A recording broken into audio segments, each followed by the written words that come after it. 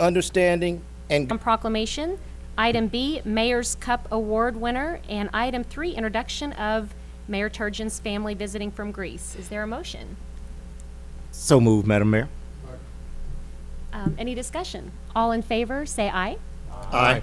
Any opposed? Motion passes. Item 4, miscellaneous agenda item. We'll start with the Buckle Up, Phone Down proclamation, and it's kicking off Capitol Avenue's second annual Porch Fest. So I believe Parks and Rec is helping me maybe with this bike ride. Somebody's going to help me because the mayor's going to need some help here. I haven't ridden a bike in quite a long time. But I encourage everyone to get out there, get healthy, join the mayor's bike ride. It's a quick trip around downtown.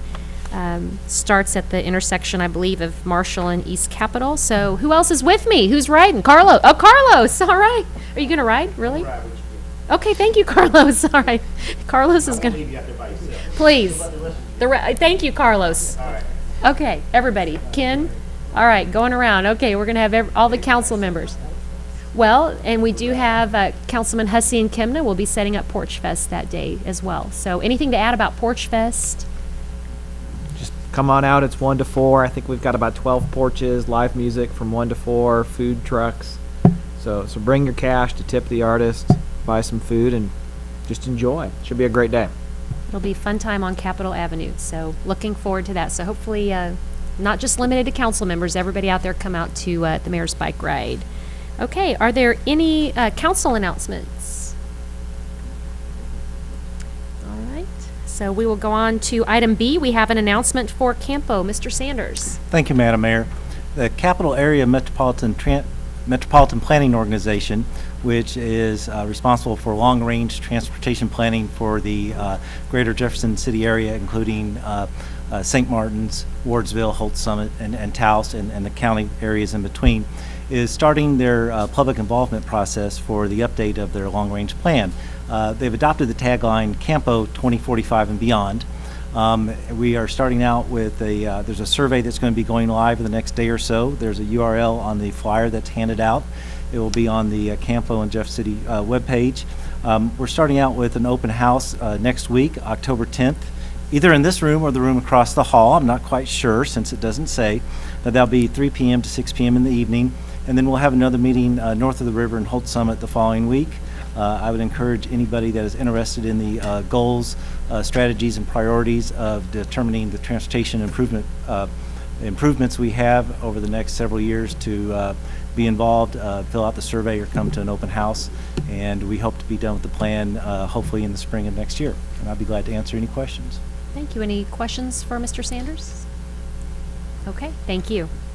Item 9, Lincoln University Student Representative Update, Miss Carolyn Winjaro. Thank you, Madam Mayor. Yesterday kicked off homecoming. So this whole entire week we have festivities happening at Lincoln University, and you are all invited to come and join in. On Friday, October 5th, is Dr. Woolfolk's inauguration at 10 o'clock. And after that will be the inaugural ball at 7 p.m. at the Link. You're all invited to come out. And what else? It's right around midterm time. So keep us all lifted in prayer for midterms. Good luck with midterms. I'm sure you'll do great. Thank you.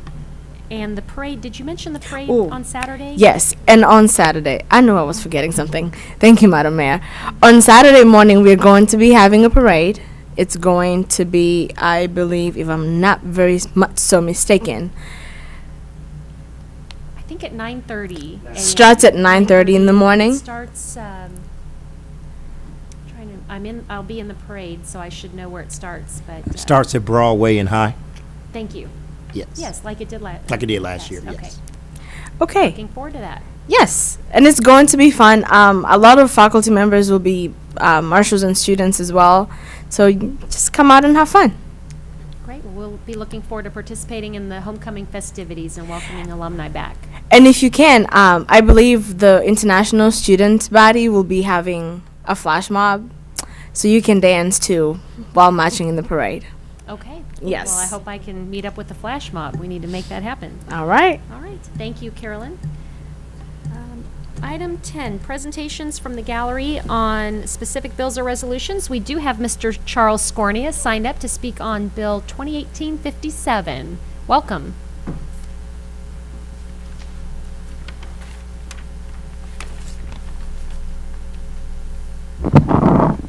Thank you, Madam Mayor, council members. Wanted to speak a little bit on the revision of Chapter 21, the ordinance that deals with weeds and plants and things in people's yards and stuff in Jefferson City.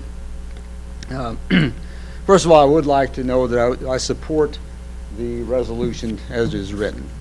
And it does affect me to some extent. We do have our property, for example, on East Miller Street.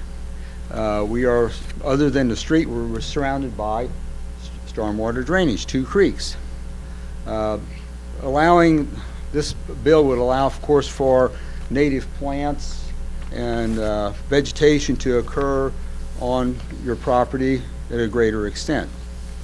This allows for more absorption to prevent more stormwater drainage. So that's a really important aspect. I mean, you multiply that over the city-wide, it's going to help with our stormwater drainage problems. And we do have some property also on Indian Meadow. It's surrounded by Indian Meadow, Red Wing, and Mohawk. And in that particular area there, we're getting a lot of drainage from the street. So far, I estimate we've lost probably maybe 100 dump truck loads of soil because of the water that's flowing from the street. It's concentrated through our property. So if the folks in the land around there would allow a little bit more native vegetation to absorb some of the water, that would help our erosion control in that area there. Eventually that's going to be a real problem because that land will erode back to some of the houses in like maybe 100 years or so. I'll be gone by then. So also the bill, of course, will allow for some native plants to be flowers and stuff to be planted on empty lots, and we do have 3 empty lots on Indian Meadow there.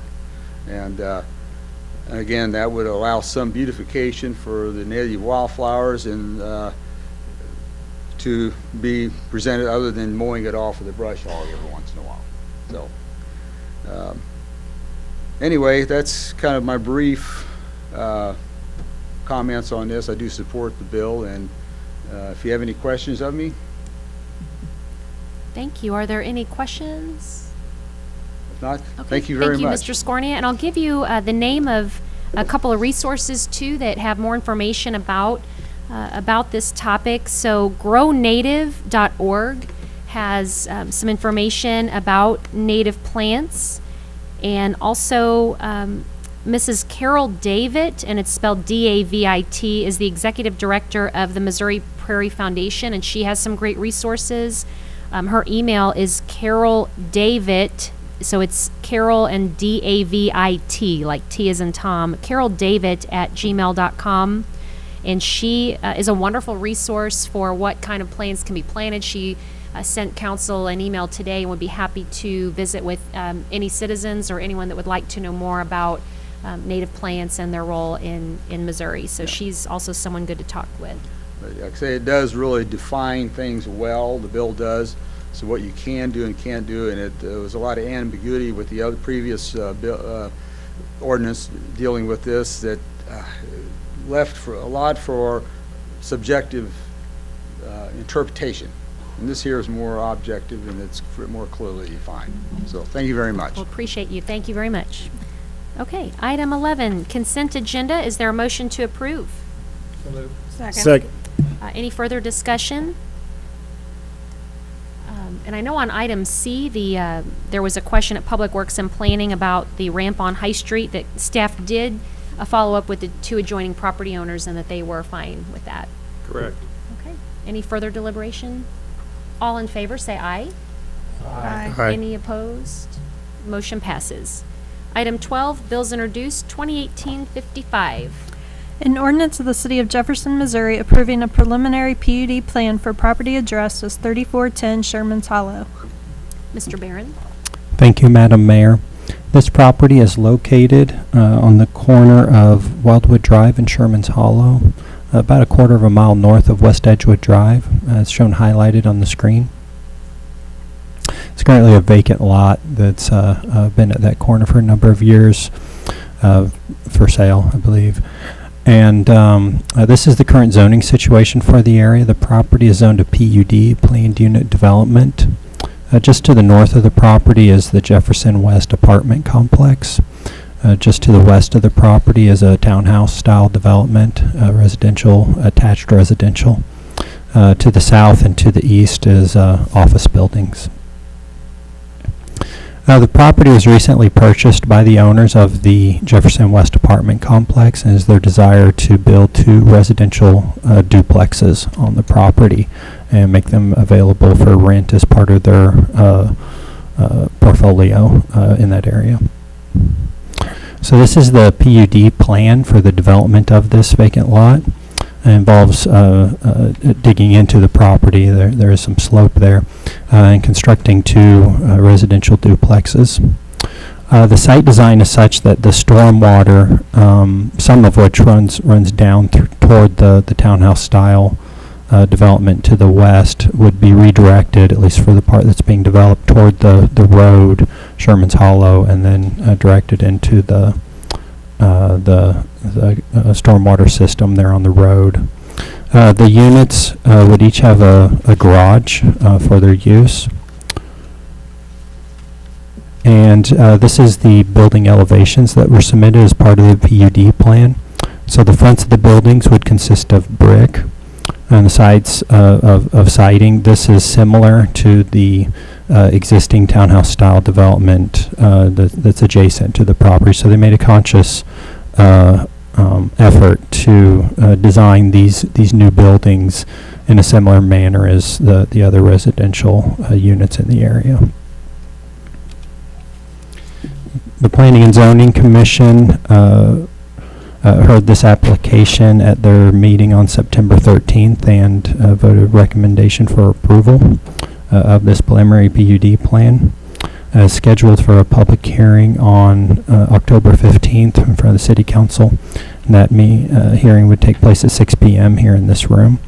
I'd be happy to answer any questions you may have. Thank you. Any questions for Mr. Barron? No. Thank you. I just have a comment, Madam Mayor. Yes. I do know that Councilman at that P&Z meeting, there were several residents in that area who have some concerns about this PUD plan for that address. So I'm sure that they will be reaching out to the council members to voice their concerns that they have in regards to this. Just give you all a heads up. Thank you, Councilman Graham. Councilman Mahalovich. I think the major concern was stormwater runoff drainage primarily. I know there's a note here, erosion and settlement control will be needed with the final plan. So as long as that's adequately addressed, that would be the only complaint I'd heard. But there may be more. I know that was the major concern, and then there was the other one was I think the fact that most of those places, all those places in that area, are owned and not rental. So that was another big concern that they had. So. Mr. Marash? Yeah, and just on the stormwater front, I know our staff met with some of the adjacent property owners and discussed they had issues already and gave them some ideas of how to improve their situation besides we're taking this water off of the site that's coming at them now with this project, and I think they're very receptive to those ideas. Thank you. Any further discussion? Okay. 2018-56. An ordinance of the City of Jefferson, Missouri, authorizing the mayor and city clerk to execute a $163,886 agreement with the Missouri Highways and Transportation Commission for Metropolitan Transportation Planning Services for the period of November 1, 2018 to October 31st, 2019, reflecting consolidated planning grant funds as approved in the FY 2019 Unified Planning Work Program. Mr. Sanders? Thank you, Madam Mayor. As the clerk indicated, this would fund the Capital Area Metropolitan Planning Organization for the next fiscal year. The Board of Directors approved a work program and approved this amount. The grant is for $168,000. There is a match required, and I would like to point out that the numbers in the bill summary are incorrect. The city's portion of the grant would be $30,729. Cole County would be responsible for $10,243. That would be 20% of the grant amount. The exhibit with the actual ordinance is correct. I just wanted to explain that that was incorrect. The money is already in the city budget, and I would be glad to answer any questions if there are any. Thank you. Any questions or comments? Okay. 2018-57. An ordinance of the City of Jefferson, Missouri, amending Chapter 21, Nuisances, Article 2, Weeds Code of the City of Jefferson. Mrs. Abbott? Thank you, Madam Mayor. Tonight, staff is bringing forward a staff-initiated amendment to the Chapter 21, Article 2, Weeds section. And this proposed amendment is really to strengthen this article to provide more of an objective interpretation as to what is allowed or not allowed in terms of native planting, also for landscaping, turf grass, noxious weeds, etc. So I'm going to actually, we have a presentation that was presented before the Public Works and Planning Committee during the August meeting, and I'm going to turn it over to Dave Helmick, who is our property inspector. Yes, lead property inspector. So what we look to do with this ordinance is to amend the section of definitions, clarifying the definitions of the terms used. Currently under the ordinance, the term weeds is used. It doesn't specify native plants, things like woods or native vegetation behind properties. So what we did is we expanded that section and added the definition so that it breaks it down further. We amended section 2119, public nuisances. This specifies conditions constituting a nuisance, and then also expanded the exceptions to allow for native plantings and managed landscapes. Under the native plantings and managed landscapes, that doesn't allow a homeowner just quit mowing their grass. In the presented potential ordinance, it does specifically call out what is not allowed, what is allowed. And then amending section 2120 and 2121, clarifying it's unlawful to allow vegetation to be in violation of the article. That would still allow the same enforcement we have currently. So according to the EPA and the Department of Agriculture, these are the noxious weeds for the state of Missouri. Currently, those are the same noxious weeds that we enforce. It just specifically spells them out. Nuisance weeds, currently we enforce nuisance weeds. This just spells it out clearly. Butterfly gardens, this is something under the current code that is really a gray area.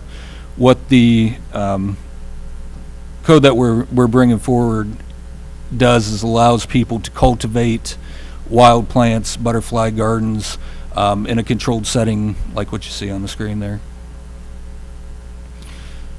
Currently in the code and agricultural lots in the city limits are to have a 15-foot buffer on all sides that are up to streets or residential or commercial properties.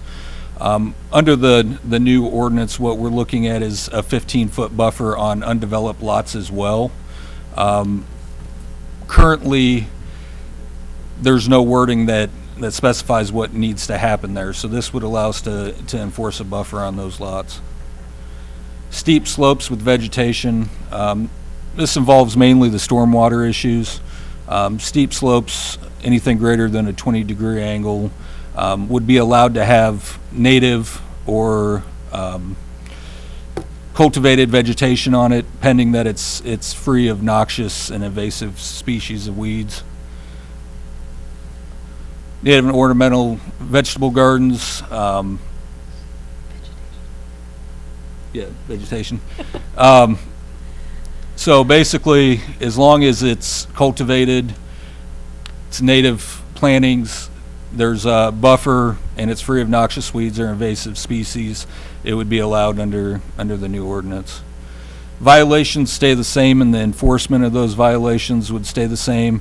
Noxious weeds of any height, invasive species, turf weeds, turf grasses over 12 inches in height would still be a violation and would be enforced the same way it is currently.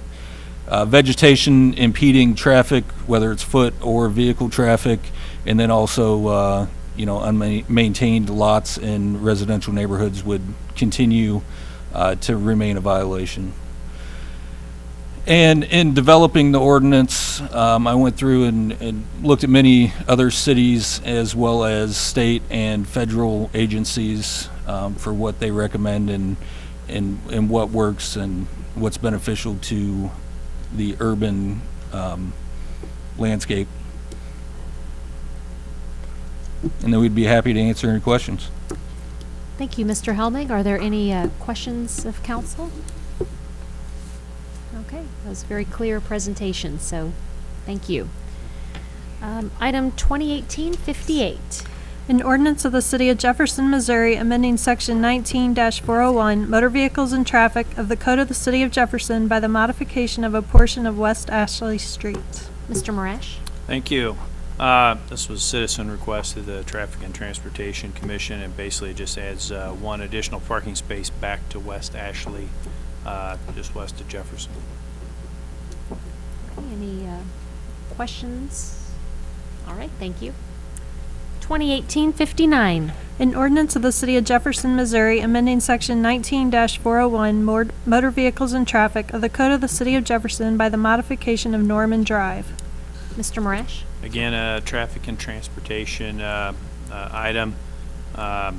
It would remove parking on Norman Drive, kind of adjacent to the bus,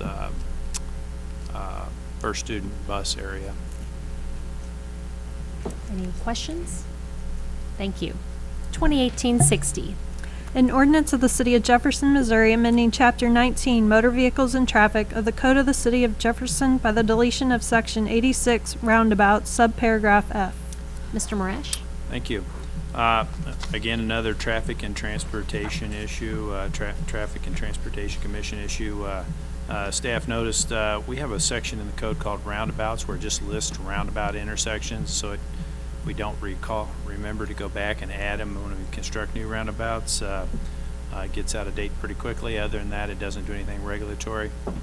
So we requested that we just remove that section. We don't list other types of intersections, and seems somewhat confusing to do.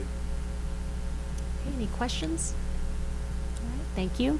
2018-61. An ordinance of the City of Jefferson, Missouri, endorsing the reconfiguration of Jeff Tran routes. Mr. Marash? Thank you. This bill would indicate our proposed changes to the Jeff Tran routes. There's been a extensive public process to discuss these changes with the public and the users of the routes. We've had, I think, at least 3 or 4 meetings on the topic already. To actually make the changes, though, does require a public hearing in front of the council, and with the council then approving them. That meeting would take place at our next council meeting, and that has to be advertised in a certain manner to comply with the federal codes. So that is scheduled for your next meeting. We'll go through that more extensively and talk about some of the changes, but I would characterize them as slight modifications to the existing routes. So there's no new routes added or extended hours, anything like that. That's what was most commented on, obviously. And then this, with our new passenger counters, electronic passenger counters, we were able to actually see where people were getting on and off the bus and try to tweak our routes so that we could maximize our efficiency in picking folks up. Thank you. Any questions? Okay. Speaking of Jeff Tran, I should have announced that the Ride Free Day is a week from tonight on Monday, October 8th. Correct. People can ride free Jeff Tran that day, so would invite council members and the public to ride Jeff It's on Tran. Columbus Day.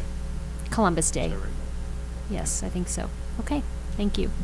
2018-62. An ordinance of the City of Jefferson, Missouri establishing rules for quorum and electronic participation for all city boards and commissions. Mr. Molman? Thank you. This is a request that originated out of the Human Relations Commission, and this has a bit of an interesting history. Previously, the City Council has authorized particular boards and commissions to have participation in meetings through electronic means. Within the last couple of years, the council has approved the Culture Arts Commission and the Environmental Quality Commission to have participation in meetings through electronic means. And a similar request came up through the Human Relations Commission. And at the committee level, the discussion was, instead of doing this on a piecemeal basis, why don't we make a policy that applies to all boards and commissions within the city? So what we have in front of us here is a little bit complicated, and I'll try to go through it. So generally what we have a rule is that boards and commissions only count toward a quorum with members that are physically present at the meeting, except as provided in this bill. And the bill establishes that any member of a board or commission of the city who's not physically present at the meeting can participate in discussion by electronic means, and that only electronic voting can happen where the boards have been authorized. And then you get into the meat of the ordinance, which provides the rules for electronic participation. And so generally, all boards and commissions of the city are allowed to both have voting by electronic means and also establish a quorum through electronic means, unless that power has been withheld from a particular board or commission. And then even for those boards or commissions which are authorized to establish quorums through electronic means, they have to give the member who wishes to participate through electronic means has to give 48 hours notice to the chair of the board or commission and to the city clerk. And essentially what that does is that builds in some lead time for staff to prepare for that electronic participation. This area of state law in the Sunshine Law is still fairly new and not 100% developed on what cities need to do in order to have this type of electronic participation. It is contemplated within the law, within the Sunshine Law, but it's not really clearly set forth what we have to do. And so this ordinance tries to fill in those gaps and gives us plenty of time to try to fill in those gaps and make sure that we're complying with Sunshine Law when someone is participating through electronic means, because it's not only the members that have to be aware of the people who are participating electronically, but also any public that wishes to observe the meeting as well. And so that is the general rule for boards and commissions. And then the administration committee withheld the ability to establish quorums through electronic means through several boards or commissions where it's just not appropriate.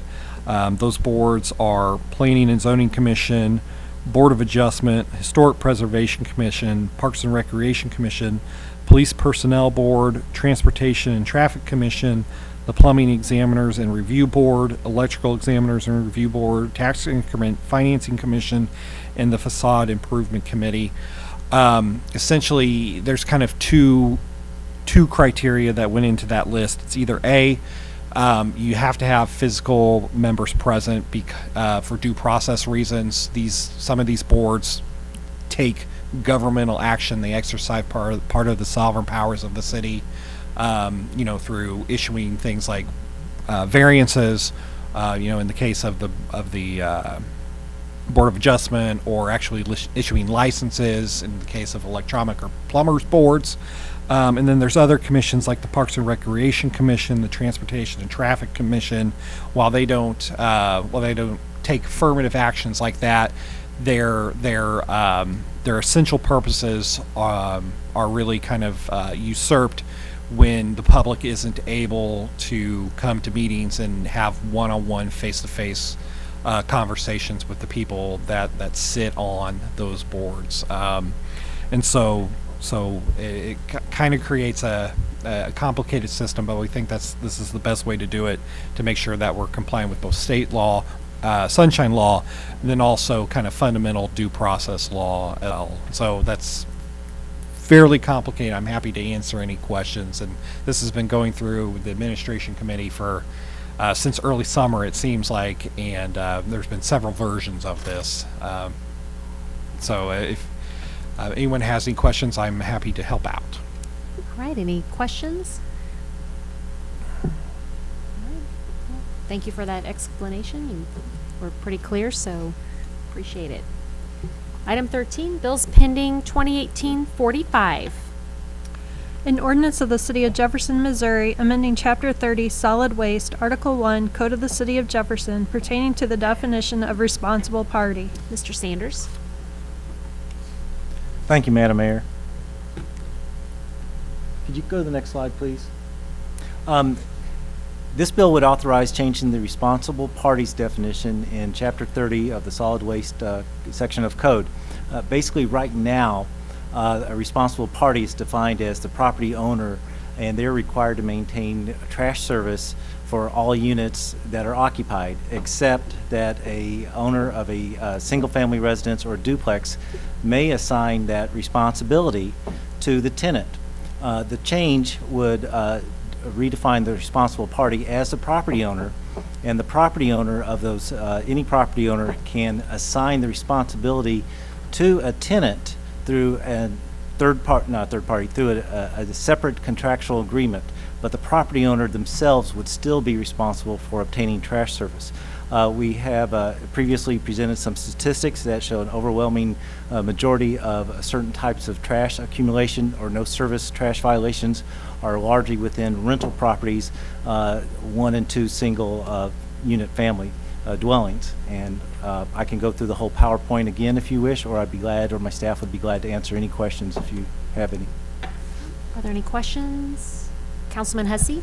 Just for clarity's sake, I think it's, the owner's responsible. They're able to transfer that so that the tenant is able to contact Republic Services, and Republic Services will give trash service to the tenant and not require the owner, correct? Correct. Because I know that was kind of to the best of my knowledge, a couple yeah, hiccups Republic along has the no way. problem with that. And yes. if we come across a situation where we determine there's not trash service and it's a problem, I mean, we can work with the property owner who should have an agreement with the tenant to have taken care of this, and that becomes an issue between the two of them to figure out. But it gives us a point of contact now with the property owner. Yes, sir. The issue we really had was the property owner told us that the tenant was responsible, and we didn't know who the tenant was. So it helps foster communication.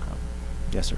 Correct. And I would just, not a question, but just add that I know the Board of Realtors has been here to speak on this, and I know that this language has been shared with them and that they're supportive of this, and it alleviated their concerns.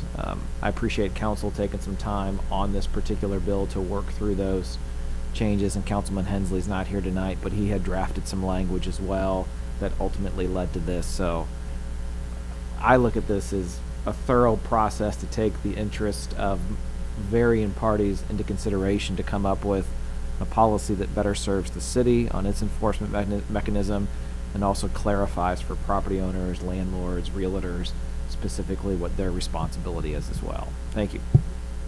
Councilman Prather and then Mahalovich. Okay, I just want to make sure I understand. The primary responsibility, what it used to be, was the tenants, but now the primary or ultimate responsibility is going to be on the landlord. Even though they would transfer that to the tenant, they're still ultimately liable for making sure they have trash service. Ultimately, yes, sir, but if they have an agreement with the tenant, we would certainly go after them first before the But if landlord. the tenant skips town, you're going to go through the landlord? Yes, sir. Okay. Councilman Mahalovich? Okay. Any further questions? Councilman Hussey? And I would probably add, my guess would be those particular instances are probably few and far between. I mean, based on the statistics we had, I mean, compliance rate was extremely high. I think we're looking at some unique situations where we have a tenant that does not have trash service and it leads to a serious problem. But you would agree, I think, that for the large majority of our properties in this community, we have compliance and we don't foresee really an issue here. Yes, sir, but we have trouble enforcing the ones that we do have issues with. And if I may address Councilman Prather's question, if the tenant skips town at that point, the unit's no longer occupied, so the landlord does not need to have that trash service. Councilman Mahalovich? Well, but ultimately, they're responsible for paying the bill, right? The landlord would have to be paying the bill? This actually doesn't affect the billing of the contract between the tenant and Republic. This is just who is responsible for making sure that unit is livable. The billing is set up between Republic and the tenant. That has nothing to do with what the city enforces. We don't go after billing. We don't go after any of that. Currently, the way it is with a single-family home, if the tenant leaves and has a $100 bill with sewer or trash, any of those, it still remains in that person's name. All we're talking about is if we discover that a tenant's living there with their 2 kids, there's no trash service, we send a 10-day notice to the owner as well as the occupant, giving them notice saying, hey, we found out that there's no trash service here, giving them an opportunity to do it. At that time, the owner of that property could look at their contract they have with their tenant and say, under my lease, you're required to have it. If they still allow the person to stay there, there's an accumulation of trash. DFS calls us. Ultimately, it's going to be the landlord's responsibility to make sure that any occupied unit has trash service. The billing is nothing, doesn't involve this at all. This is just, you can't have somebody living in an occupied structure that doesn't have heat, water, sewer, trash, and that's all under international building code and property maintenance code. Doesn't involve the billing at all. Thank you. Further questions or deliberation, discussion? Okay. We have a substitute bill, so did we have that last time? Yep. Okay, so we're ready to vote then. Okay, roll call, please. Graham, Aye. Hensley, Hussey, Aye. Kimna, Aye. Mahalovich, Aye. Prather, No. Schreiber, Ward, Aye. Wiseman, Aye. Fitzwater. Aye. Bill passes. 2018-51. An ordinance of the City of Jefferson, Missouri amending the fiscal year 2017-2018 budget of the City of Jefferson, Missouri by appropriating additional funds within the J.C. Veterans Plaza Trust Fund. Mr. Marash? Thank you. And just for everybody's information, in case you don't know, the little plaza in front of the police station that honors veterans is referred here as the Veterans Plaza. And that plaza has its own fund, and right now there's about $132,000 in it to help maintain it, purchase bricks, things like that. So when people buy a brick, the money goes into this fund. So what this bill would do is make a supplemental appropriation from that fund into the budget so that we can start or obtain the design services of Architects Alliance to figure out how to do a expansion of that project. And all the bricks, all the spaces in the raised viewing boxes are taken up with bricks with names on them, so this would help figure out how to do an expansion of that. Great. Any questions? Council deliberation? Roll call, please. Hensley, Hussey, Aye. Kimna, Aye. Mahalovich, Aye. Prather, Aye. Schreiber, Ward, Aye. Wiseman, Aye. Fitzwater, Aye. Graham. Aye. Bill passes, and thank you. That's a great tribute to our veterans, so it's good to see that. 2018-53. An ordinance of the City of Jefferson, Missouri authorizing the mayor and city clerk to execute an agreement with the Missouri Highways and Transportation Commission for the maintenance of sidewalks on Missouri Boulevard constructed by project number TAP-3100 524. Mr. Moresh? Thank you. This is a sidewalk maintenance agreement with MoDOT. We're actually getting ready to bid a project on Missouri Boulevard sidewalk. We have a grant to do that, Waverly to Beck Street. So this grant basically, or this paperwork basically indicates the city's responsible to see to it that the sidewalk is maintained over its life. We'll do that through operating of the city code, which actually adjacent property owners are responsible for maintaining sidewalk, so it might become a code enforcement issue. So you have to answer any questions. Any questions or comments? Roll call, please. Hussey, Aye. Kimna, Aye. Mahalovich, Aye. Prather, Aye. Schreiber, Ward, Aye. Wiseman, Aye. Fitzwater, Aye. Graham, Aye. Hensley. Bill passes. 2018-54 we've taken up. Item 14, informal calendar. We have item A through E, and I believe Councilman Hussey intends to, or I'm sorry, and Fitzwater intend to leave that, or it dies after this evening. So, okay. Item 15, resolutions, RS 2018-16. A resolution encouraging voters to inform themselves about Missouri Proposition D and to vote at the November 6, 2018 election. Mr. Molman.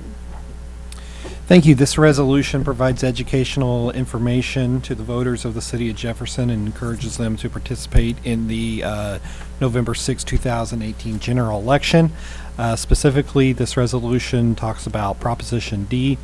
Proposition D is a ballot measure that will appear at the November 6th election.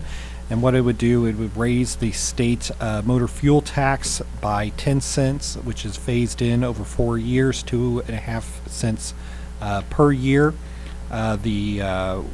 What this bill is projected to do is to raise over 124 million additional dollars for local projects. That includes approximately an anticipated amount of over $670,000 in new annual funding for street and bridge projects.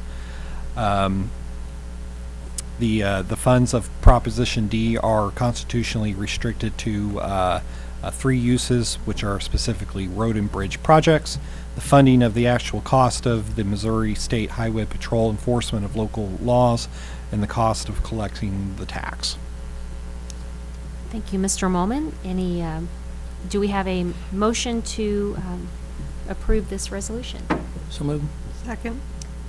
Any council discussion or deliberation? Councilman Graham? So this, this Proposition D, in no way, shape, form, or fashion says that we support or oppose the proposition. It just says that we strongly encourage People citizens to get educated. About and Proposition D. then to vote in the To vote. election, but not in either direction. Okay, all right. Which is what's allowable by, we are, as a body, we are charged with doing the educational piece. I just want to make sure that that's what we were doing only, because Yes. I don't want it to get twisted that we did something else. We So I wanted to make stay within the realm clear of what we're allowed, of what we're what's doing. allowable Correct. Yes. This from a is city body. merely educational. Yes. Yes. Personally, however, we are allowed to certainly endorse at a personal level. Any questions or comments? I know this is, Prop D is a very important proposition. There is more information at safermo.com. Councilman Fitzwater?